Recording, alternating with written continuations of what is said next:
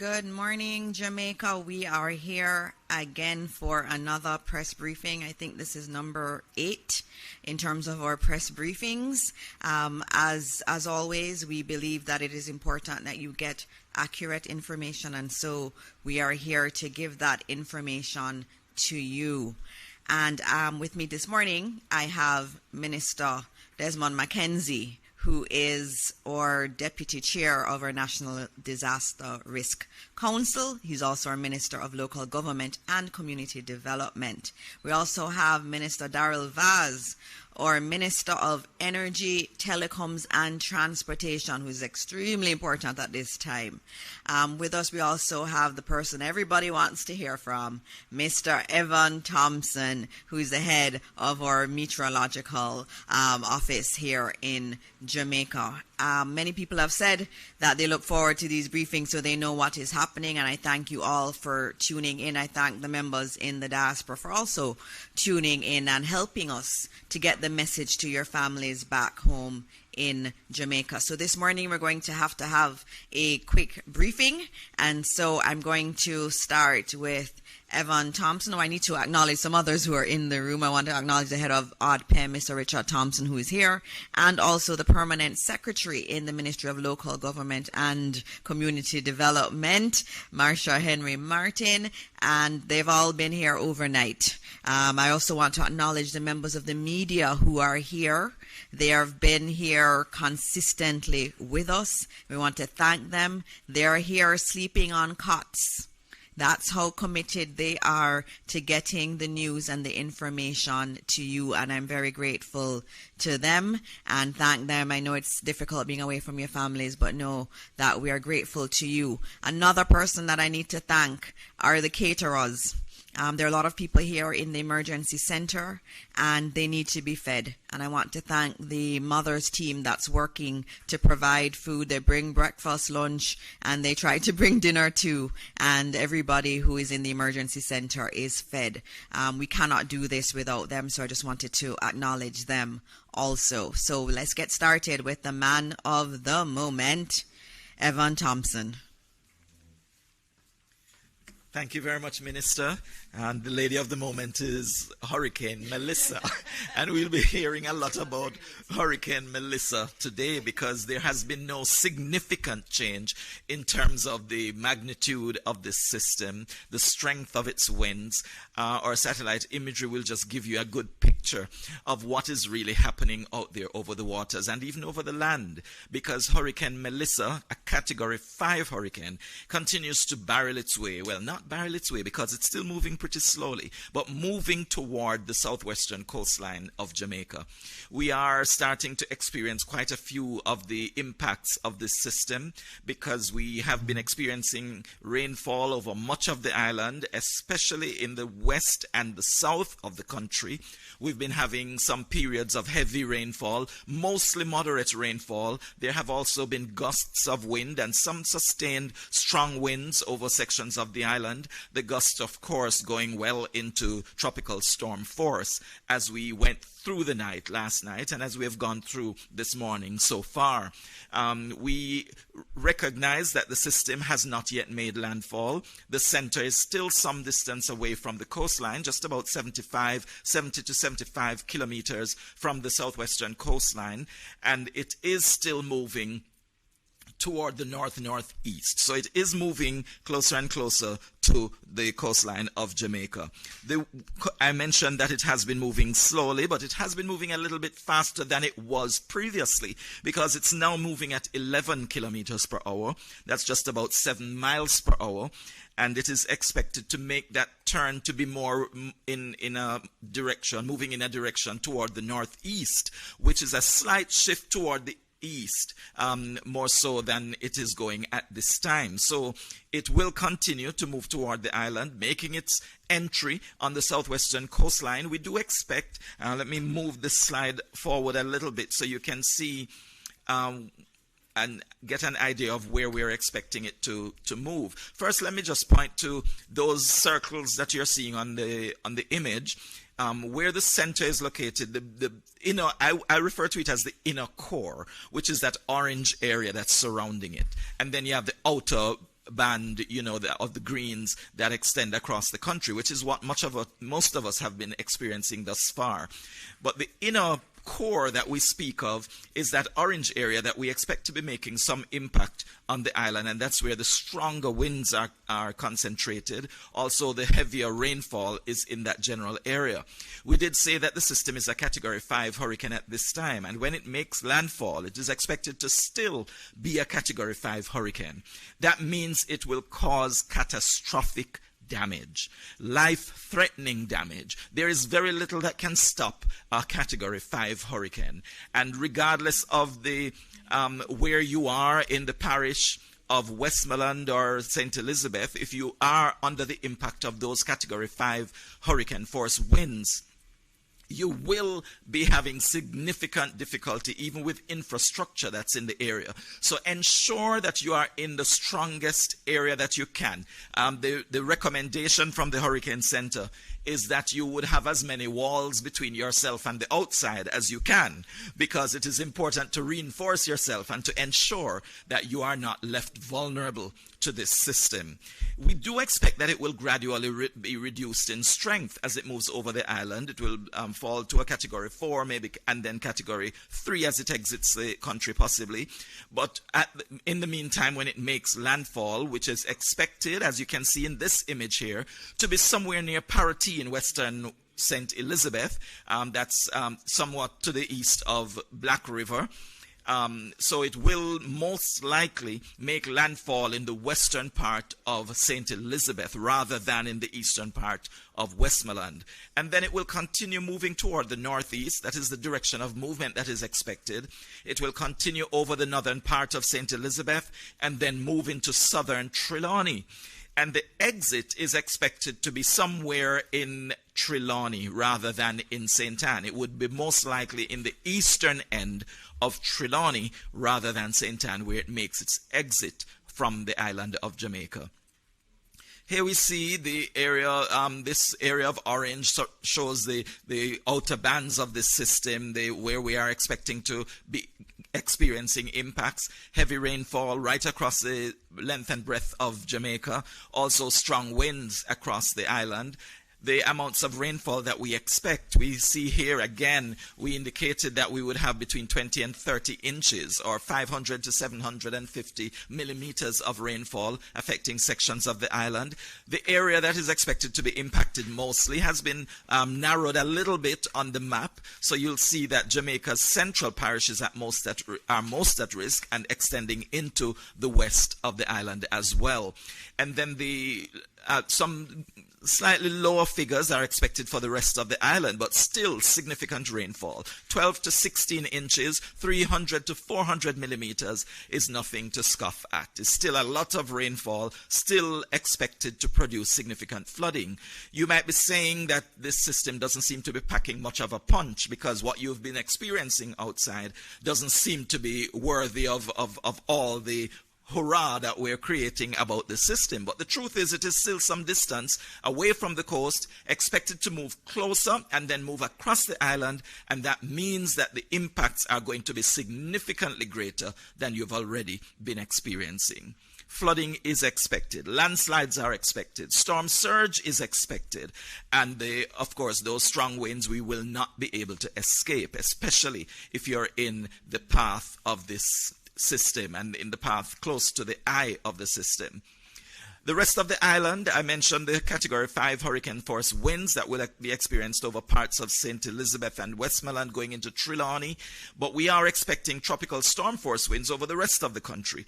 And so we all should be experiencing or looking out for the experience of tropical storm winds right across the island. Here we see on our picture some of the areas that are expected to be mostly inundated by storm surge that is also expected to come onshore.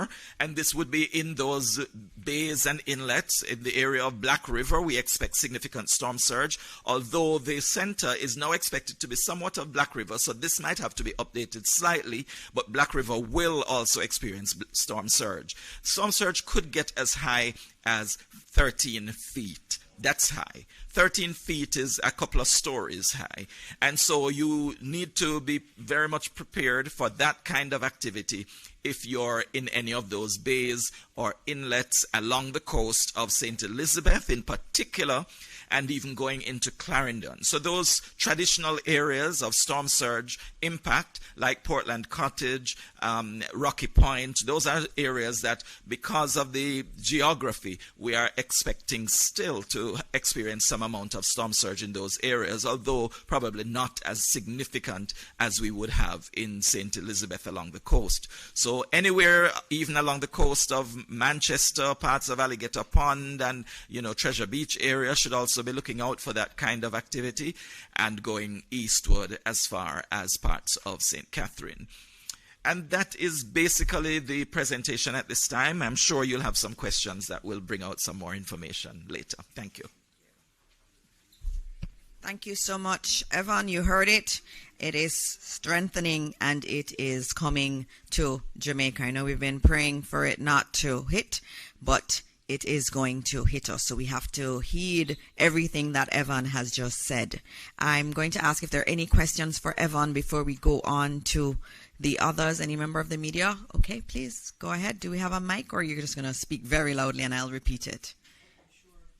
Good morning. I think the mic is coming.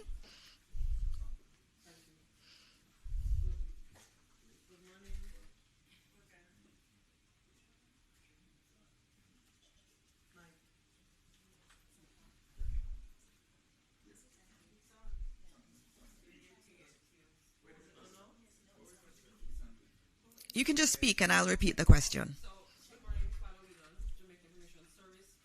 Has the window now officially closed for Jamaicans to make preparations, especially on the western side of the country, considering the distance of the system from the coast? Okay, so the question was, has the window now closed for those who need to make preparations, especially on the western side of the island? We're very close. Thanks for the question, JIS. We are very close to the closing of that window. I mean, I would not actually say it's entirely closed, because there are a couple of things that you might be able to do right outside your doors that could reinforce your structures. If that is a possibility, when we have some level of calm, I have been hearing from persons in St. Elizabeth, in Manchester, who have indicated that they are getting quite some heavy rainfall and some strong winds, but there are usually some lulls, some periods of semi-calm that they can probably do something quickly on the outside and get back inside. So we would like to ask everyone to ensure that you keep yourself safe. Exercise extreme caution if you have to do anything immediately outside. But of course, as the system moves any closer, we will start to experience the eye wall of the system moving onshore, and then the eye will make its impact. And we do expect that that will occur by midday today. So during the latter part of this morning, after 11 o'clock, I would say let's not take any chances on the outside.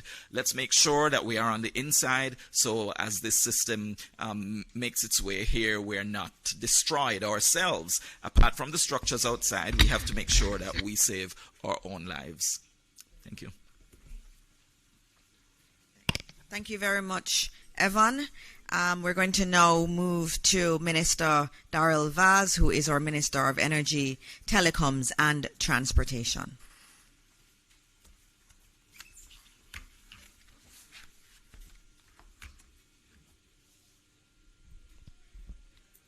Morning, Jamaica. Prayers up. Let's start with JPS, which I know is on everybody's mind. The electricity grid has already been impacted by hurricane conditions, which have caused several power outages across the island. Several generation units, critical high-voltage substations, transmission and distribution lines across the island have been forced out of service by the hurricane-force winds and lightning. As a result, approximately 240,000 or 35% of JPS customers are without power. That's out of a possible 700,000. Mainly in the parishes of St. Elizabeth, Manchester, St. James, and Hanover. The status, generation, there is adequate firm generation online to serve our customers, no renewables are available. As I said before, customers impacted, more than 75% of the customers in St. Elizabeth, Manchester, Hanover, and St. James are affected without electricity. The least impacted parishes, with less than 10% of customers impacted, St. Thomas, Kingston, and St. Andrew, and St. Catherine. The majority of hospitals continue to be supplied with JPS power, except those in Manchester and St. Elizabeth, such as Black River, Mandeville, and Percy Junior Hospital. But I can confirm that they are operating on standby power, generator power. There is no plan at this point to shut down the grid. JPS crews continue to respond and restore critical facilities and customers where it is safe to do so. In the meantime, JPS is reminding customers to stay safe and take precautions to protect life and property. And most importantly, stay tuned to official channels of information, which include government and JPS, for further updates. As it relates to our telcos, I'll start with Digicel. 26% of mobile network is offline, predominantly due to the widespread loss of power. There's a further 209 sites running on generators and 9 on batteries. For our fiber-to-home customers, we are seeing 20% customers offline due to no power in their homes.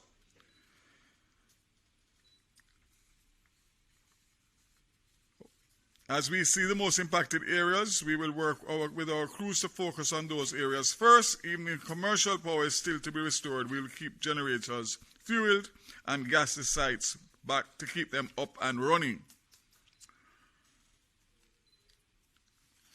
They are also confirming that also in aid in recovery, we are working with the SMA to increase our spectrum bandwidth channels, as we know from our experience from Hurricane Beryl that the mobile infrastructure will be recovered much quicker than the fixed. So just to indicate that I, this morning at 3 o'clock, signed licenses for additional spectrum for Flow, Liberty Caribbean, and I'm awaiting Digicel to give them the same. For Flow, I'm happy to say that Liberty Caribbean, operators of Flow Jamaica and Liberty Business, is committed to playing its part for Jamaica to recover quickly from the inevitable damage following the passage of Hurricane Melissa. Again, with the spectrum that they have received, they will be bringing a new innovation, mobile connectivity via satellite, and facilitates SMS and text messages to areas affected in the aftermath of the storm. So this partnership promises to seamlessly enable 4G LTE mobile customers to send texts to their family and friends, even when the local network services may be interrupted. So that's huge, very huge. And this collaboration with Starlink reflects a deep commitment to the Caribbean and protecting Jamaica. So we look forward for that. And we also look forward for Digicel to do the same, which will give us a lot more ability to communicate and to recover as quickly as possible. This one is the big important one now, and that is the airports. Based on my consultations with PACAL and the Jamaica Civil Aviation Authority about the timeline for the Norman Manley International Airport to accommodate emergency relief flights after the passage of Hurricane Melissa, the assumption is that the system will leave Jamaica by the end of today, Tuesday, October 28th, and that the impact on the Norman Manley International Airport is not extensive. Both PACAL and JCA will use tomorrow, October 29th, to inspect and clean up the facility and restore the test equipment that have been decommissioned to accommodate flights. These emergency relief flights could therefore be accommodated as early as Thursday, October 30th, 2025. Again, we are not sure what's going to happen with Montego Bay, who will face at least a lower category, possibly category 3. So we aren't able to say anything on sangster, but we know that it could have potential disabling impact for that airport. The good news is that the Ian Fleming International Airport is being considered as a part of contingency planning. So it means that we could get into Ian Fleming with certain types of aircrafts, and that will help us significantly based on the distance between Ian Fleming and Montego Bay. Petrojam, following another meeting this morning of the refinery, Petrojam is turning its attention to deepening participation in the broader national multi-agency response. Fuel security plays a key role, as we know, and Petrojam is assuring that all 3 international airports, in addition to all airdromes, are at 75 to 80% capacity for aviation fuel. This will enable aircraft movement to resume immediately. In addition, Petrojam has 2 to 3 weeks supply of aviation fuel at its Kingston and Montego Bay storage facilities. So in accordance with international standards, we will follow strict safe storage and rigorous testing prior to reopening. Jamaica Civil Aviation Authority, the microwave system is in general is operational, with the exception of the links between Winchester headquarters and Catherine Peak, which is currently offline.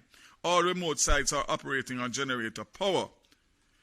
So this means that we will be able to accommodate relief flights, which the requests are coming in fast and furious. And as I said before, we spoke about Airports Authority. Finally, I'll just give an update on JUTC. And that was up to 9 o'clock last night, reporting 361 persons that were taken to shelters in several parishes. All road operations for JUTC ceased last night, with the exception of transport assistance being provided to essential services staff, such as hospital workers. JUTC's emergency standby teams remain in place at all depots. We will have some kind of disruption to some of the buses, because those buses that use CNG will not be able to be fueled immediately due to the fact that the plant has been decommissioned. But let me close by saying, once again, that government, as you have heard and will hear from Minister Mackenzie, we are dotting all the I's and crossing all the T's to make sure that we facilitate all that is required for the response that is going to come in relation to the rebuilding phase after this catastrophic hurricane. So I want to just say to you, those of you who are still not taking it serious, you have but a few hours. And as I said before, based on what Evan said, the low-lying areas are going to be badly affected. Seek to go to higher ground and protect yourself and be smart. Again, commit to be here right through. And of course, if we work together, we will get through this once again. God bless Jamaica and keep safe. Thank you very much, Minister Vaz. As you hear, we have not stopped working. He is not going to stop working to ensure that we have electricity and that we have telecom service. Right before this press briefing started, I heard him on the phone with JPS's head, and they were talking through how they were going to be making sure that we have electricity up in areas that aren't as badly affected, and then that we can recover even more quickly. He has not stopped working for us, and we have to obviously thank Starlink for that support that they're giving to our telecoms providers in Jamaica to ensure that even if our systems locally go down, that we will still be able to communicate internally and externally with the rest of the world. Also want to welcome the members of the media who are joining us from overseas. I know that the feed is going out also. We say good morning to you and good morning to all of your viewers out there too. Next up, we have Minister Desmond McKenzie, who is not just our Minister of Local Government and Community Development. He is the one that's coordinating the entire disaster response, wearing his hat as the Deputy Chair of our National Disaster Risk Council. The chair is the Prime Minister, who is very much behind the scenes coordinating all of this and calling all of us for updates. And so this morning you will hear directly from Minister McKenzie his updates on the entire disaster management framework.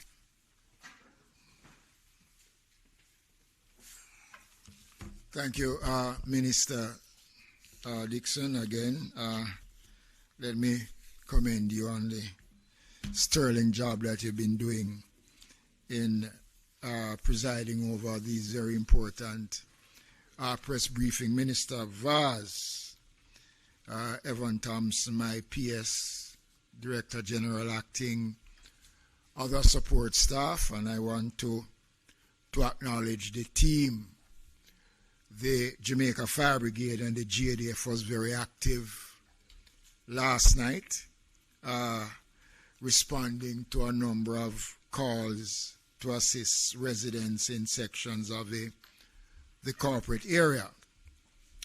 I want to, first of all, give an update on the state of shelters. Again, I want to repeat that all of the 800 and odd shelters are open. The numbers that I have presently speak to, of the 800 shelters, 382 shelters are occupied so far, with a total of persons within these shelters of almost 6,000 persons. Just to give you a rundown of the numbers in Kingston and St. Andrew, there are 45 shelters which are open with 581 persons. In Clarendon, 39 shelters with a accommodation of over 865 in Clarendon. Westmoreland, 33 shelters open with over 500 persons. St. Mary, 27 shelters with over 500 persons. St. Catherine, 27 shelters, 394 persons. Portmore, 8 shelters, 74 persons. St. Thomas, 18 shelters, 609 persons. Manchester, 23, 135. St. Anne, I see here 18 shelters open, but 0. There seems to be no one in any shelters in St. Anne. We'll check on those numbers. And over 19 shelters are open with over 261 persons. St. James, 30 shelters, 209 persons. Trelawney, 10 shelters, 313. Portland, 59 shelters, 541. St. Elizabeth, 26 shelters, 289. Now, St. Elizabeth is of concern because I am understanding that we are getting calls before we came on here of persons in St. Elizabeth asking for transportation to be sent into various communities to transport persons out of those areas. As Minister Vaz have said, it is going to be difficult. I've given instructions to the ODPEM director and to the team to advise the disaster coordinators and the members of parliament and the mayors wherever transportation is needed and they can get those transportation, they should do everything that is possible to provide the transportation to take the people out. But the system that we have had, as Minister Vaz said, those systems have been put on hold now because of the closeness of the system. So I would urge persons who can move to do so, and the mayors and the CEOs and the councillors and the members of parliament to do everything that is possible to assist those persons in moving. The impact of Melissa is being felt. Evan gave full details. We are having reports of widespread impact across several parishes, which are seeing increased number of land slippage, flooding, fire, storm surge, and power outage. Roads in St. Thomas, Portland, and St. Catherine were blocked by fallen trees, poles, landslides, and most of these have been clear. And I want to make the point that the team that are on the road, the roving teams that have been pre-positioned, have been responding. Once the report is sent to the team, they are out there actually doing the work. So if you are in an area where there is blockage and fallen trees, you can send us the information, and once that is possible, we will send the team out. Minister Vaz, I see a report here, fire and GPS pole lines in certain sections. Storm surge affect Old Harbour Bay and other such communities. Caribbean Terrace is experiencing flooding, and I want to say that that is a community that I think we have to pay more attention to, because many years ago, when I was mayor, a section of Caribbean Terrace was devastated. And we are now seeing again, based on the information that is coming, and I'm going to ask the team to do some more checking to see the extent of what is taking place in Caribbean Terrace. We are experiencing, as I said before, land slippage in many communities in Portland, St. Thomas, St. Elizabeth, St. Thomas, and many other communities are experiencing those challenges as I speak at this time. This is the last briefing that we'll be able to give as update, but I will spend 2 minutes again. God has been merciful, because we've been talking about Melissa coming for almost a week. And still today, when we are expecting Melissa, there are still, as Evan have said, a small window of opportunity. Let us use it, and use it wisely. Let us respond. I hope by within the next hour, when I get an update, I will see more persons in shelters, and we will see more people responding. Jamaica, this is not the time to be brave. I've been saying for 1 week, don't bet against Melissa. It is a bet we can't win. I want to close because the reports is short, and we want persons to go to do what they can do for themselves, their families. And I want to thank all of you who have left your homes and have been spending time here, camping out, members of the media. Last night I walked and I interacted with them before I went to bed in my little corner. And, it was commendable to see the media and other support staff leaving their families and things. And this is a commitment that we are making for the betterment of Jamaica.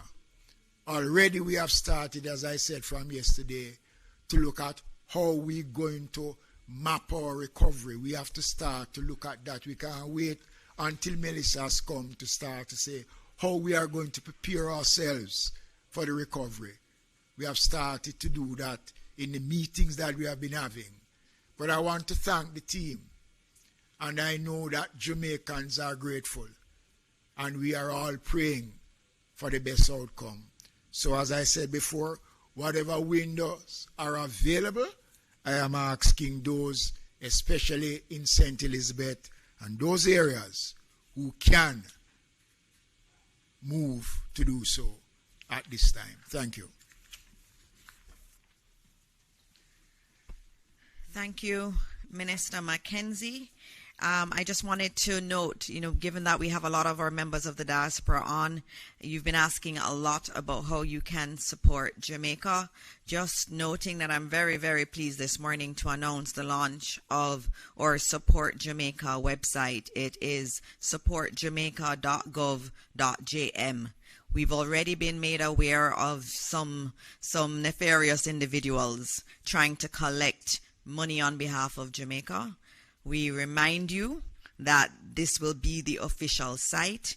If it doesn't have .gov.jm, it is not legitimate. It's not an official Government of Jamaica site. And so it will be supportjamaica.gov.jm, and it will be our online platform developed by the Government of Jamaica to mobilize support, to channel relief, and coordinate recovery efforts in the wake of Hurricane Melissa. In it, you're going to have a donate now page where you can donate using your credit or debit cards, and you will also be able to give pledges. You also have all the information on ODPEM's bank accounts. If you want to do a bank transfer, you can do so there.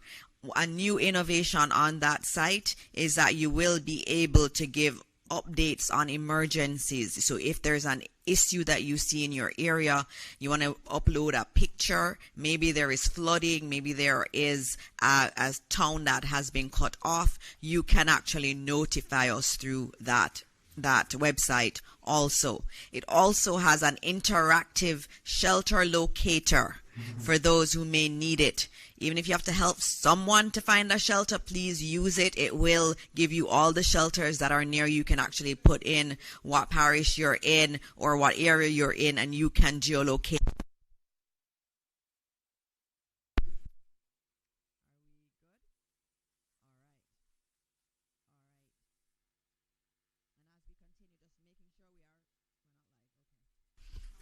Oh, thank you.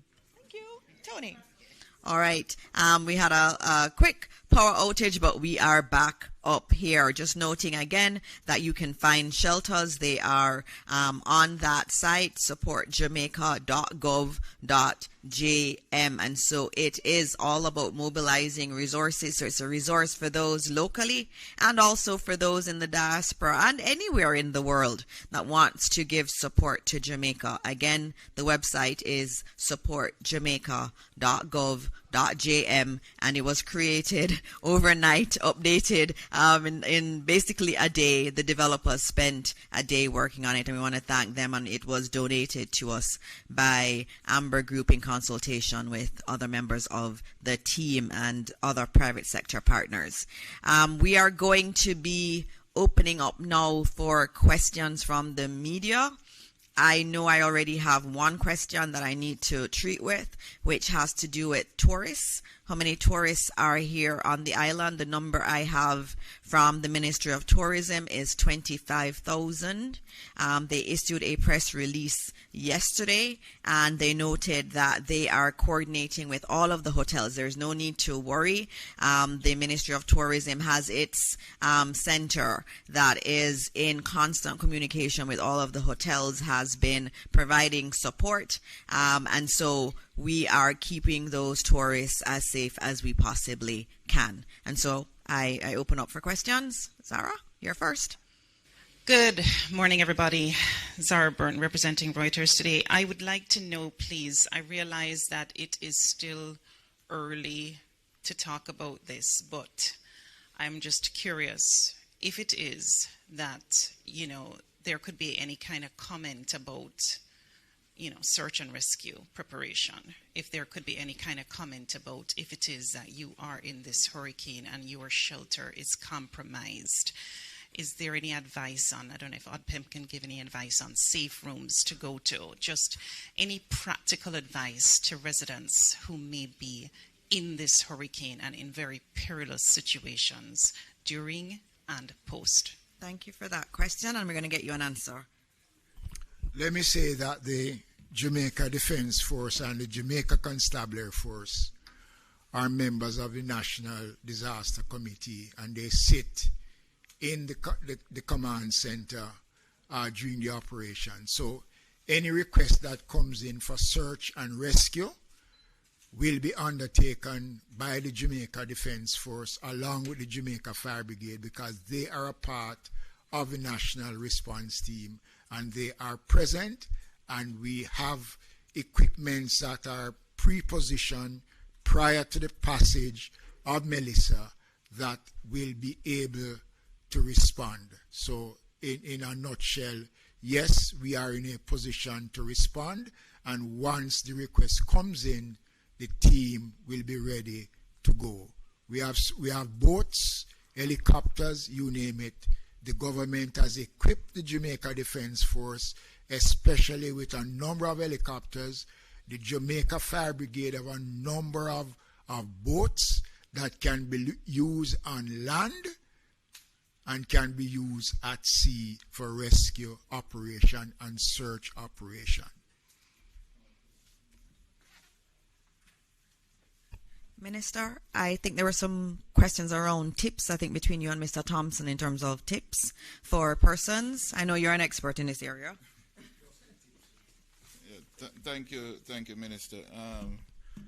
Very difficult in terms of tips for Category 5, but nonetheless, I think one of the things that we have to do is to ensure that, as was said before, that we are doing most of the preparation going in. In terms of tips, we have always said that person should try as best as possible to bring a lot of stuff already outside, inside. We don't want a lot of stuff that you have loose stuff outside, especially, Minister spoke it about construction sites. A lot of those things can be used as missile in the system, so you try to bring a lot of those in as best as possible, try to secure your animals.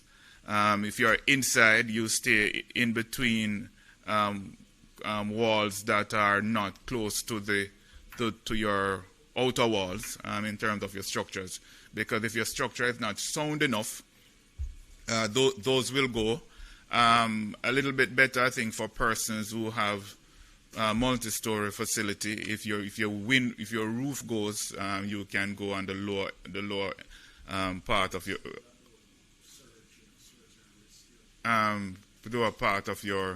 your building. Search and rescue component, the minister said it before. The teams are out there, but what we are saying in terms of tips as well, which was said before, and I will enforce it again, get into the shelters, because in terms of search and rescue, we can't do search and rescue in the heights of a system. Persons need to get away from the coastline, away from low-lying areas that are prone to flooding, and ensure that you are in safe, elevated areas to ensure that you are safe from all the dangers of coastal waters and riverine waters. And as best as possible, ensure that on the inside of your property, you're staying in between double walls. So if your outer wall goes, you're a little bit protected, and stay downstairs if you have a multi-story facility. Thank you. Okay, thank you, Mr. Thompson. Thank you, Minister Mackenzie. I think we're going to go to Nationwide News now. Yes. Good morning, everyone. Mahiri Stewart, Nationwide News. Question for Minister Vaz. You oversee the energy, telecoms, and transport portfolio. Have you been receiving any reports of vandalism in any of those three sectors?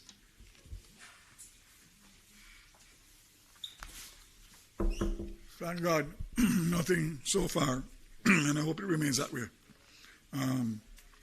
Nothing so far. All right, Television Jamaica. Yes, Minister Vaz, Andrea Chisholm from TVJ. Quickly checking on the JUTC buses. I think you mentioned that the CNG plant has been decommissioned, so I'm thinking that 63 or 60 or so about of the 93 buses that came in operate on CNG. So do you have enough CNG in place to operate those buses for a while, or is it that they're totally out of use for now? Yes. Prior to the hurricane and in preparation for the hurricane, one of the requirements was for additional storage to be on location in case deliveries are not able, because the deliveries are done by road. So we took that into consideration. So I'm hoping that the plant will be able to be recommissioned in short order, but there may be, depending on the level of damage, some disruption in terms of the full fleet, but we will have enough to do what we need to do. Nationwide once again. Question to Evan Thompson. we know the effects that we're expecting in terms of the hurricane force winds and the tropical storm force winds on the outer side of Melissa, but in terms of the eye, because that's obviously going to pass through the country as well, what kind of conditions can persons expect during the eye of the hurricane? I know things are kind of calm now in certain areas. Are those persons within the eye supposed to expect similar conditions? Thanks. That's a very good question, Mahiri. It's important for us to understand what happens when the eye is expected to move across your area. First of all, the eye itself is a calm area in the center of the storm. So as that moves over, it will appear as if it's all done. It will be a clearing. There will be very little cloud cover. There will be very little wind. And so it will feel as though the storm has passed. And it's a good feeling. And so a number of persons would want to take the opportunity to get some quick repairs done, especially since the eye extends a few miles actually in diameter. So, it would take a little while to pass over you, and you could have some time of break. But before the eye gets to you, you would have passed through one of the most intense parts of this hurricane. It means that you will experience wind speeds that are approaching 300 kilometers per hour. This is round about 185 miles per hour. That's what the system is packing as a Category 5 hurricane. And much of that will be within the eye wall. In that eye wall, which is that area that surrounds the eye, you will have that most intense wind speeds, but also the most torrential downpours of rainfall. So that area will pass from the coast right across as the eye moves. Of course, that is the protective area for the eye that moves along with it, all the way from the southwest of Jamaica to the north central part of the island. So you will experience those intense conditions before the calm, and then after that calm, you will experience it once again, unfortunately, and the winds will be from the opposite direction. So if it was coming to you from the east, it will now come to you from the west after the eye. If it was from the north, it will come from the south after the eye passes. It's always from the opposite direction after the eye passes, and you have to prepare yourself for that.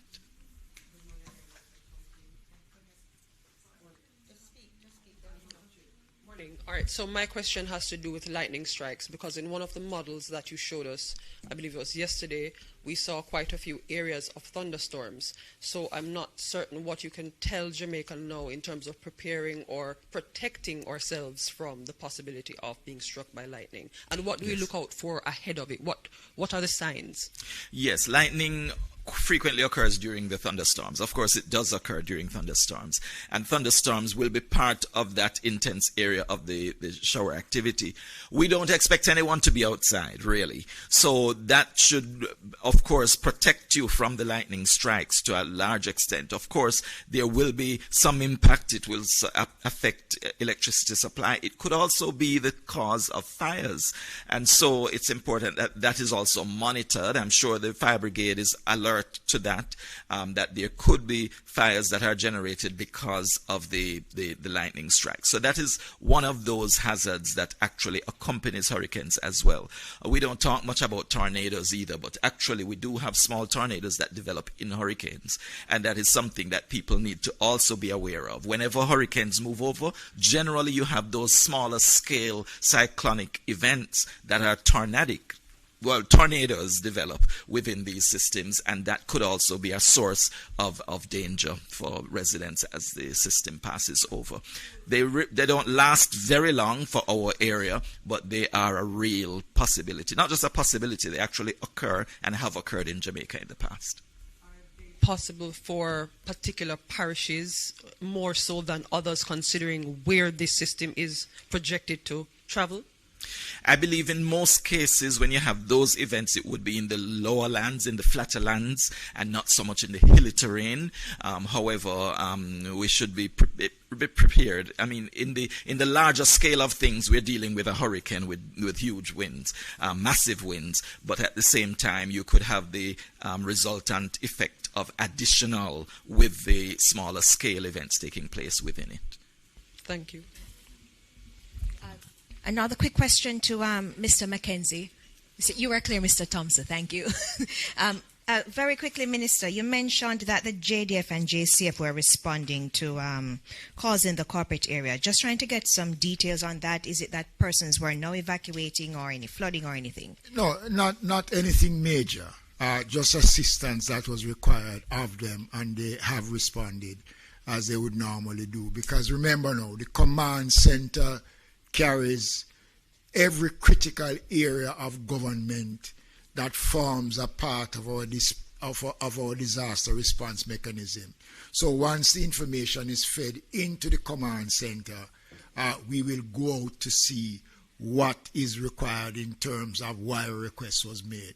And that was why the team was out. And we have roving teams on the road that is driving around. So when they pick up anything on the road, they will act, and they will call in and give Central the information, and we will log those information, because we use the information after to see what took place and how best to address and to see how we can prevent.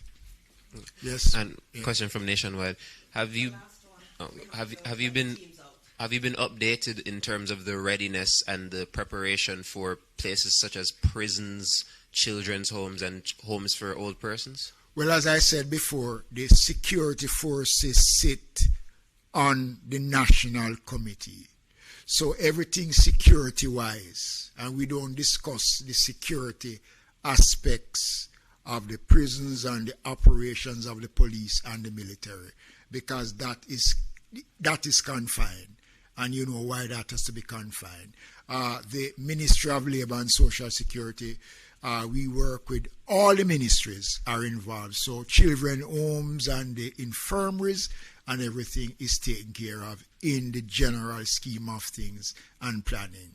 And inspections are done to these facilities to ensure that they are up to standard.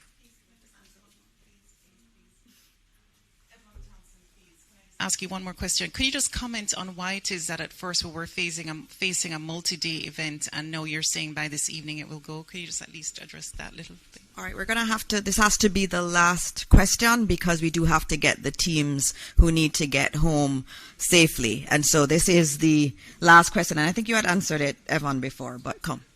Yes, this event has been multiple days that we've been experiencing it. This passing of the passage of the eye across the island will not be a full day. However, the entire event, we've been experiencing this for over a week, and this is part of the system that has been impacting us. It has been for a few days already, and will continue for another few days, because after the eye passes, we will have another maybe 2 days before we actually see a clearing. All right? Thank you. All right. Thank you very much. So we are at the end of this press conference, just reminding everyone that if you want to support, we have international media that's streaming this live. If you want to support Jamaica, please go to supportjamaica.gov.jm. We're already receiving reports of flooding in St. Elizabeth. So all of you who are on the path that Evan has given us, please make sure you are getting to safety. It is becoming late to get to safety. The entire country is going to be affected. But as we said yesterday, we know we will get through this. Evan has said that this cloud and this wind and this rain will last for a couple days. But after that, we will rise again as a resilient Jamaican people. And so as we leave today, we continue to pray for this beautiful country. Pray for those who are in the path of Hurricane Melissa, that God will guide them and God will keep them safe. Thank you all, and God bless Jamaica, land we love.